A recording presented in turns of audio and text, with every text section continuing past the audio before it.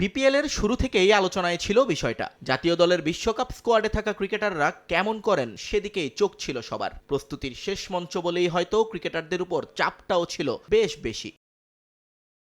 কিন্তু দিনের পর দিন পেরিয়ে গেলেও নজরকাড়া পারফরমেন্স আসছিল না কারো ব্যাট থেকে। মুস্তাফিজ, শরীফুল, মেহেদীরা বল হাতে মুনশিয়ানা দেখালেও স্কোয়াডে থাকা ব্যাটাররা ছিলেন নিষ্প্রভ। টপ অর্ডার থেকে তানজিদ তামিম, লিটন কিংবা সাইফের ব্যাট ছিল একেবারেই অচেনা। এক পারভেজ ইমন ছাড়া হাসেনি কারো উইলো। মিডল অর্ডারে আস্থার প্রতীক হয়ে ওঠা হৃদয়ও ছিলেন একই পথের পথিক। কিন্তু এক ম্যাচে 97 রানের পর এবার দলকে জেতানো সেঞ্চুরিতে ছন্দে ফেরার আভাস এই ব্যাটারের। তাই তো প্রেস মিটে এসে নিজের স্বস্তি লুকানোর চেষ্টাই করলেন না তাওহিদ হৃদয়। টি-20 ফরম্যাটটা এমনই যে রেগুলার রান হবে না, রেগুলার রান কেউ করেও না, বা খুব কম রেগুলার রান করে, রেগুলার পারফর্ম করে। তো অন অফ হয়, কিন্তু মেক শিওর করতে হবে যে যখনই সেট হয়ে যাব যেন ইনিংসটা বড় হয় as a top order batsman হিসেবে।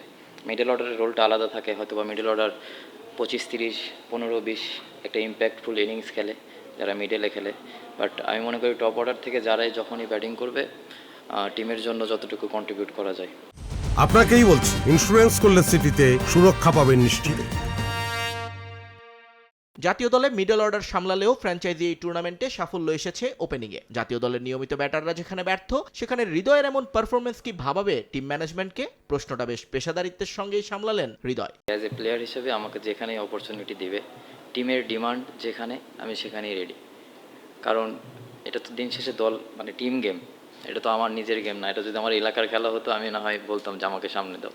টিম গেম, টিম ডিমান্ড যেটা থাকবে আমি ট্রাই করবো ওইভাবে টিমকে সার্ভ করার জন্য, এবং ওইভাবেই ট্রাই করবো টিমকে যতটুকু কন্ট্রিবিউট করতে পারি। নির্বিষ খেলার নির্ভেজাল এক প্রেস মিটের শেষেও উত্তেজনা ছড়ালো যখন সাংবাদিকদের একজন ক্রিকেটারের পারফরমেন্স নিয়ে অতিরিক্ত উৎসাহী না হওয়ার পরামর্শ দিতে যান তাওহিদ হৃদয়। আমার কাছে মনে হয় যে আপনারা খুব তাড়াতাড়ি একজনকে অনেক উপরে তোলেন, আবার একজনকে অনেক নিচে খুব তাড়াতাড়ি নামান। তো আমার কাছে আমি রিকোয়েস্ট করব ফ্রম প্লেয়ার সাইড যে আপনারা একটু ধৈর্য নিয়েন। আপনি যদি আপনার জায়গা থেকে অনেস্টলি চিন্তা করেন, তাহলে আমার মনে হয় অ্যান্সারটা আপনিও পেতে পারেন।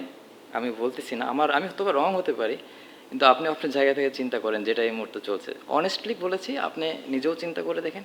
আর যদি আমার ভুল হয়ে থাকে তাহলে আমি সরি। নিয়ন মুহাইমিন, সময় সংবাদ, ঢাকা।